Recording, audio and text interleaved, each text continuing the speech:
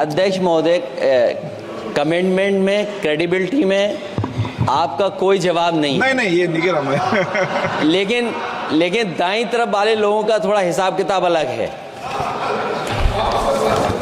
अध्यक्ष महोदय, मैं धन्यवाद देता हूं आपका कि आपने बहुत महत्वपूर्ण घटना पे मुझे बोलने का अवसर दिया है। संभल जो इसलिए जाना जाता था कि भाईचारे के साथ वहाँ रहते हैं लोग, वहाँ अभी से नहीं, सदियों पुराना भाईचारा हजारों साल से इसी तरह रहते आए हैं।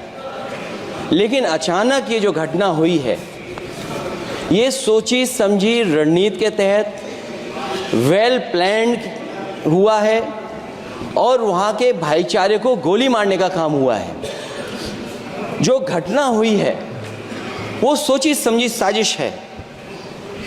वहाँ जो खुदाई की बात लगातार अध्यक्ष महोदय देश में कोने कोने पर भारतीय जनता पार्टी और उनके सहयोगी और समर्थक, शुभचिंतक बार बार खुदाई की जो बात कर रहे हैं अध्यक्ष महोदय, ये खुदाई जो है हमारे देश का सौहार्द, हमारे देश का भाईचारा, हमारे देश का गंगा जमनी तहजीब को खो देगा।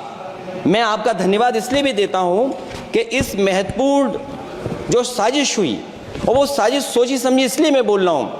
उत्तर प्रदेश का चुनाव था, पहले 13 तारीख को चुनाव होना था और 13 तारीख के चुनाव को उन्होंने बढ़ा करके 20 तारीख कर दिया। और इस जो घटना है मैं आपके सामने पढ़ना चाहता हूं।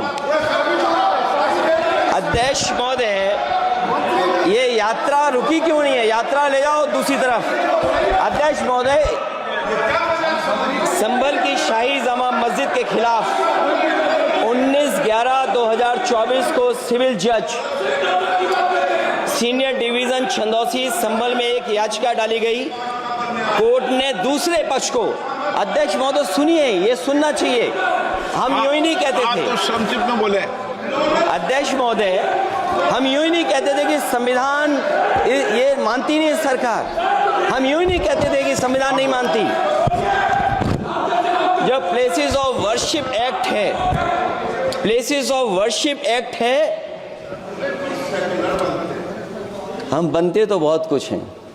संभल के शाही जामा मस्जिद के खिलाफ 19/11/2024 को सिविल जज सीनियर डिवीजन चंदौसी संभल में एक याचिका डाली गई। कोर्ट ने दूसरे पक्ष को सुने बगैर उसी दिन 19/11/2024 को सर्वे के आदेश दे दिए।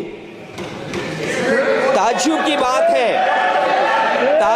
बात है, संभल के जिलाधिकारी संभल और पुलिस अधीक्षक संभल आदेश को पढ़े बगैर 2 घंटे के बाद सर्वे के लिए पुलिस बल के साथ शाही जामा मस्जिद पहुंच गए।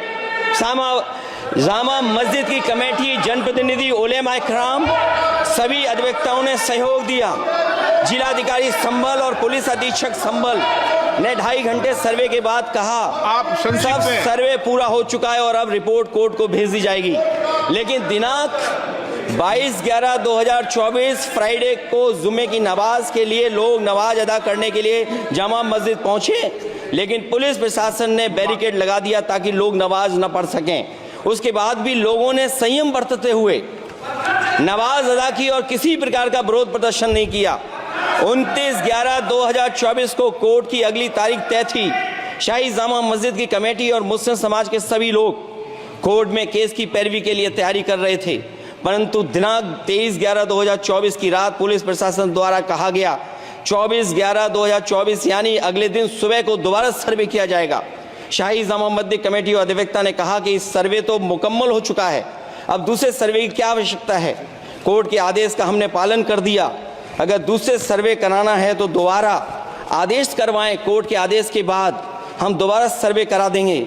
लेकिन जिलाधिकारी संभल और पुलिस अधीक्षक संभल ने कोई सुनवाई नहीं की और तानाशाही दिखाते हुए सुबह के वक्त से पहले शाही जामा मस्जिद आ गए। शाही जामा मस्जिद कमेटी और मुस्लिम समाज के लोगों ने फिर भी धैर्य रखा और दोबारा सर्वे के लिए अंदर ले गए।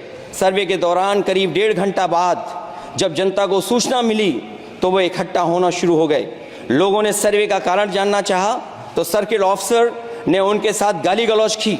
और लाठीचार्ज करवाकर बुरी तरह जख्मी कर दिया।